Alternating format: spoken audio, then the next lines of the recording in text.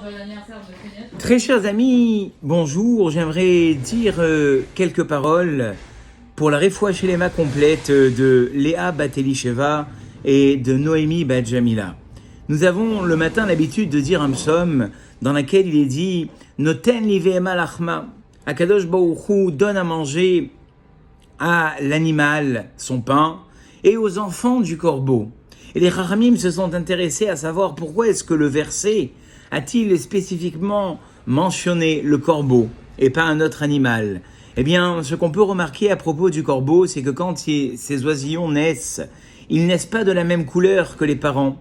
Et donc les parents, ne reconnaissant pas leurs enfants, un certain temps les abandonnent. Et là, Kadosh Baruch Hu fait un miracle assez impressionnant, c'est que ces oisillons abandonnés, finalement, dans une propreté qui n'est pas correcte, laissent leurs excréments attirer des petits moucherons.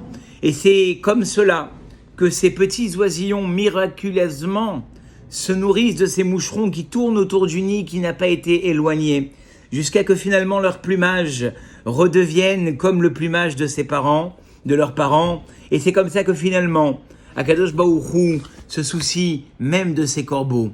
Voilà pourquoi est-ce que finalement, nous mentionnons ces animaux-là pour dire qu'il n'y a aucun souci à se faire pour la parnassa. Parce qu'Akadosh Baruch Hu se soucie même de ces petits oisillons. Et si Akadosh Baruch Hu se soucie de ces petits oisillons, bien évidemment qu'il se soucie des mésonotes, de la subsistance de chacun d'entre nous. Et donc, la seule chose qu'il faut faire, eh bien, c'est se rappeler de ce qui est écrit là-bas. Arioti Marsai, si malheureusement, si je n'ai pas fait de bonnes actions, qui partie, je me suis retrouvé à diminuer ma parnassa.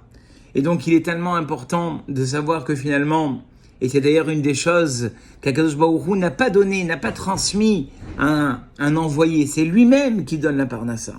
Et donc finalement, la parnassa ne dépend que d'une seule chose, des actions que nous allons faire et de la façon dont nous pratiquons la Torah et les mitzvot. Je vous dis à très bientôt pour un nouveau Selfie Torah et que ces paroles de Torah soient pour la Refoua Shelema de Naomi Bat Jamila et de Léa Bat Elisheva. À très bientôt.